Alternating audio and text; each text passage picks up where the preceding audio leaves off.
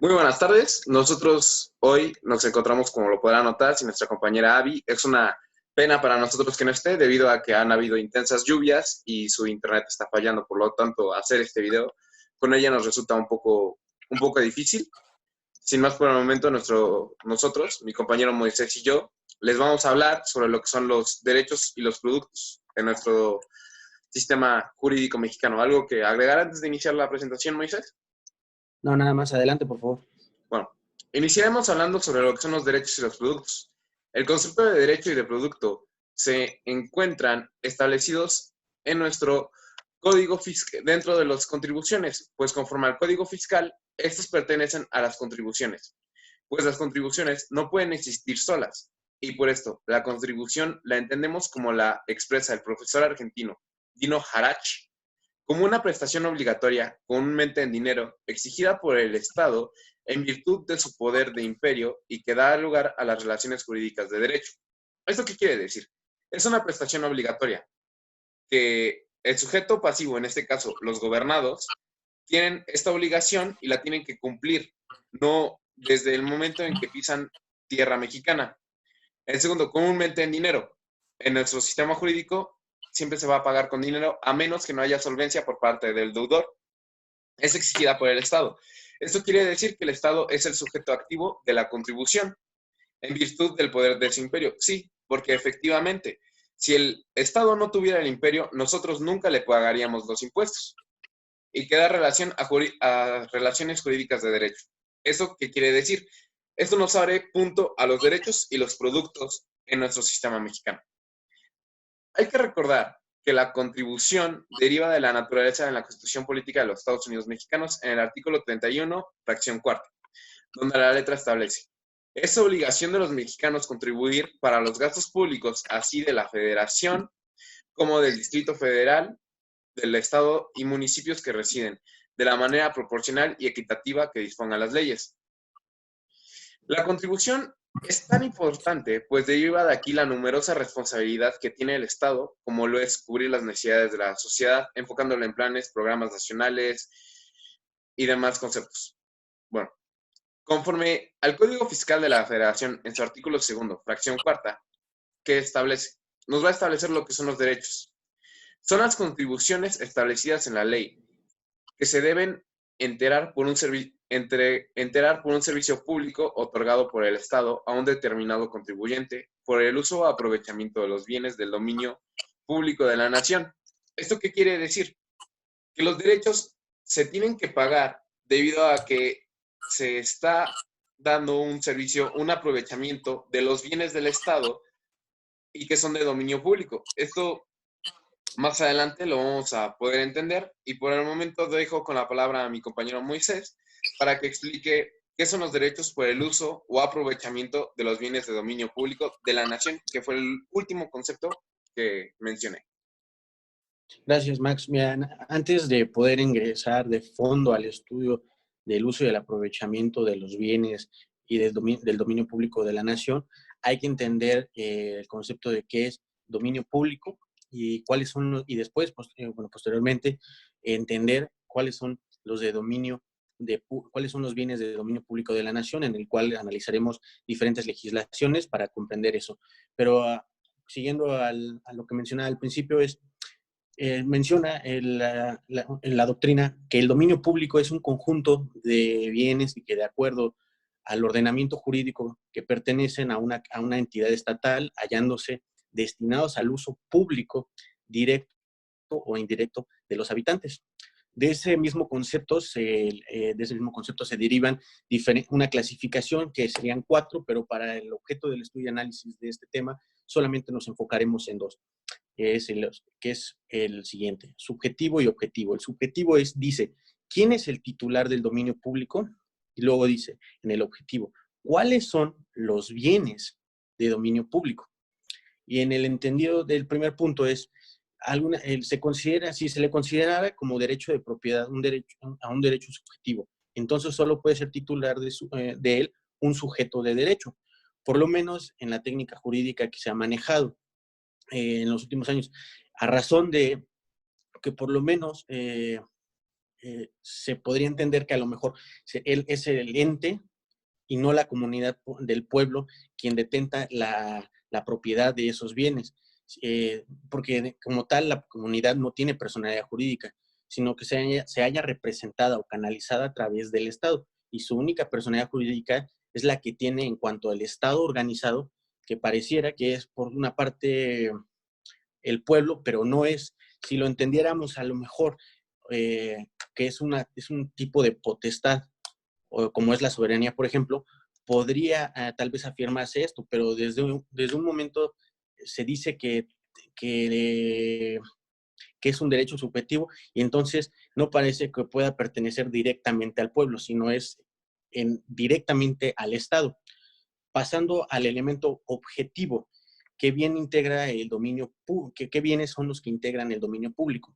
Bueno, para el análisis de ese utilizamos ciertas legislaciones, como es la Ley General de Bienes Nacionales, en el cual en su artículo segundo menciona: son bienes de dominio público, fracción primera, los de uso común, como mencionaba el concepto, los señalados por el artículo 27 de la Constitución, con excepciones comprendidos en la fracción segunda, que son aquellos que son privados.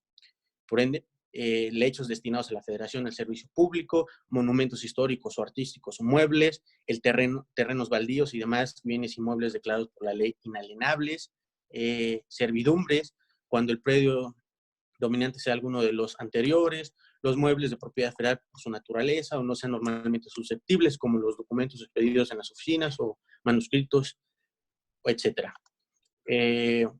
Por terminar, a lo mejor pinturas, murales, esculturas y cualquier otro incorporado o permanente al interés del Estado Nacional.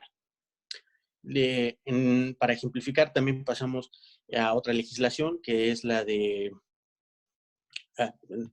perdón, acabo de, no recuerdo ahorita bien el nombre, pero dice el artículo 5, es: los bienes de dominio público estarán sujetos exclusivamente a la jurisdicción de los poderes federales, en los términos prescritos por la ley, pero si estuvieran ubicados dentro del territorio de un estado, se requerirá por ello la aprobación de las legislaturas respectivos, salvo lo que se trate de que se trate bienes adquiridos con la federación o destinados al servicio público o al uso común de lo anterior.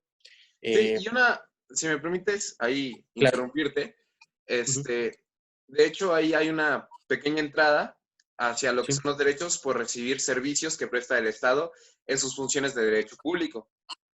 Bueno, ¿esto dónde los encontramos? Los encontramos en la Ley Federal de Derechos, donde, como tú dijiste, también nos establece sobre cómo el Estado federal da ciertas pautas para que los estados cobren ciertas remuneraciones por derechos o prestaciones que ellos dan.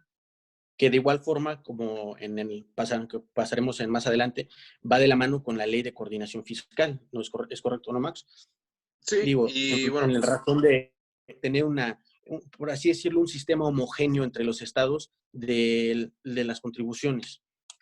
Así es. Y todo esto lo vamos a encontrar ya establecido y sus mismas reglas en lo que es la Ley Federal de Derechos. Pero volviendo al punto en que nos hayamos quedado, ¿dónde se establecen estos derechos? Estos se encuentran establecidos en la Ley Federal de Derechos. Estos los define y establece disposiciones desde su primer artículo acerca sobre lo que son los mismos derechos.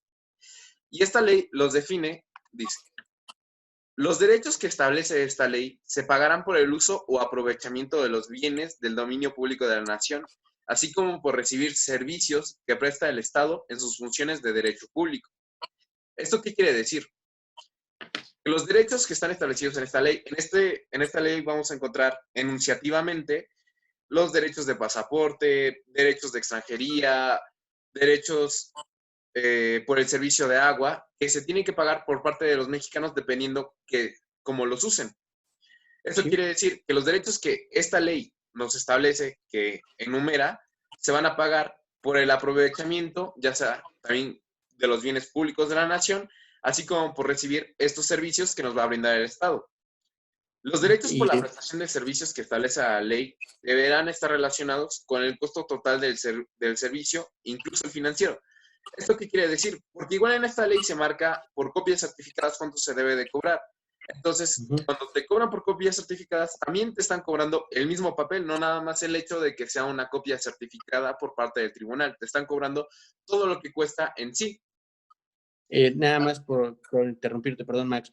¿Sí? En ese mismo sentido, en el análisis, ya que pasaste a ese punto, en el análisis del uso y aprovechamiento de esos bienes, o como dices, más bien servicios que presta el Estado, eh, también hay ciertos doctrinarios o corrientes en las cuales se establecen que en el estudio de determinar la cuota y el monto que le cuesta al Estado, municipio o Efectivamente. De federación hecho, emitirlo esta o misma prestar ley servicios. tiene varias tablas donde establece esos precios de cuánto le cuesta al Estado, cuánto está ganando, cuánto debe de ganar y cuánto debe de recibir en total. Ujú. Pero meternos en eso sería un poquito tedioso y hasta oficioso, ¿no lo consideras así? Sí, sí, sí, nada más era por razón de comprender en el análisis doctrinario de las corrientes que va más allá del simple hecho de que el Estado contemple o una cuota y en ese sentido haga que el contribuyente la pague, porque solamente para profundizar y ya no avanzar, abarcar más, el mismo Estado, como el maestro algunas veces nos ha planteado, busca estímulos para que el mismo contribuyente no haga evasión, no evite el contribuir. Entonces, permea esto en razón a que a lo mejor la cuota, en beneficio del interés común de los usuarios, disminuya y de esa forma tengan acceso el mayor número de usuarios y sin perder la calidad del mismo servicio. Efectivamente. Pero esto solamente lo vamos a encontrar, como tú lo dices, en la doctrina. La ley no nos va a establecer con esas palabras ni nos lo va a explicar. Me parece una puntualización muy, muy ad hoc, sobre todo por el momento en que decides abarcarlo. Uh -huh. Por último, en este artículo primero también nos establece algo muy interesante que dice que se actualizarán anualmente el 1 de enero de cada año, considerando el periodo comprendido desde el 13º mes inmediato anterior hasta el último mes anterior a aquel en que se efectúa la actualización. ¿Esto con qué objetivo? De que desde un principio de año tú sepas cuánto vas a pagar por los diferentes tipos de derechos que tú estás recibiendo o que tú tienes que pagarle al mismo Estado. Uh -huh. Por último, vamos a analizar lo que son los productos para nuestro derecho fiscal mexicano. Bueno, productos son las contraprestaciones por los servicios que presta el Estado en sus funciones de retroactivo, así como por el uso, aprovechamiento o enajenación de los bienes de dominio privado. Esto es de acuerdo al mismo portal de Hacienda. Pero vamos a desglosar un poquito esta definición para que entendamos a qué se refiere con productos. Primero, son las contraprestaciones por los servicios que presta el Estado. ¿Esto qué quiere decir? Que si el Estado te presta un servicio, tú tienes que pagar un dinero, así de sencillo.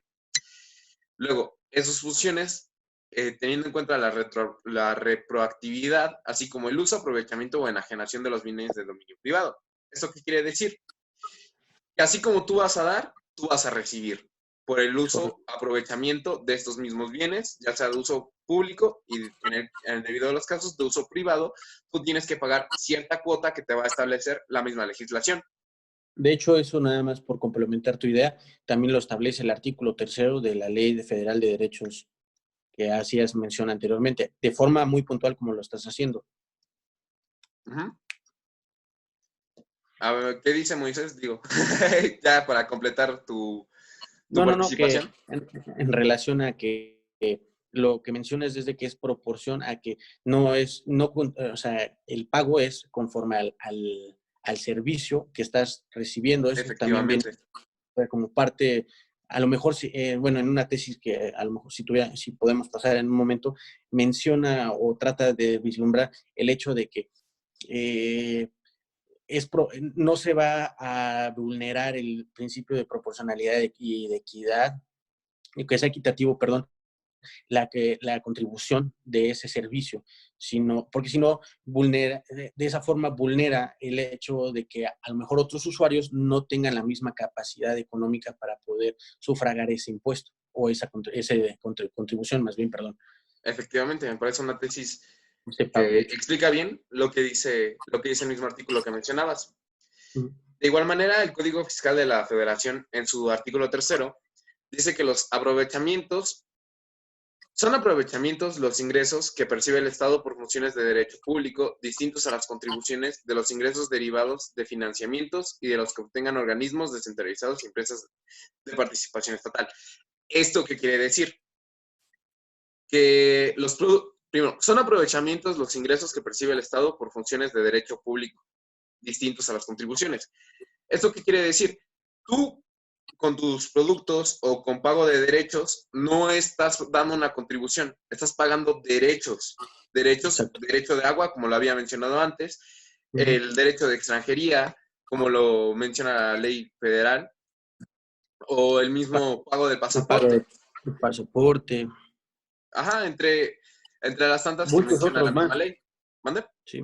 Entre otros muchos más, claro. Sí, sí, es nada más enunciativamente porque decirlos todos, vaya, nos llevaría unos 20 minutos cuando menos. Este, Esto que son ingresos derivados del financiamiento y de los que obtienen organismos descentralizados y las empresas de participación estatal. Un ejemplo muy ad hoc es Agua de Puebla. ¿Por qué?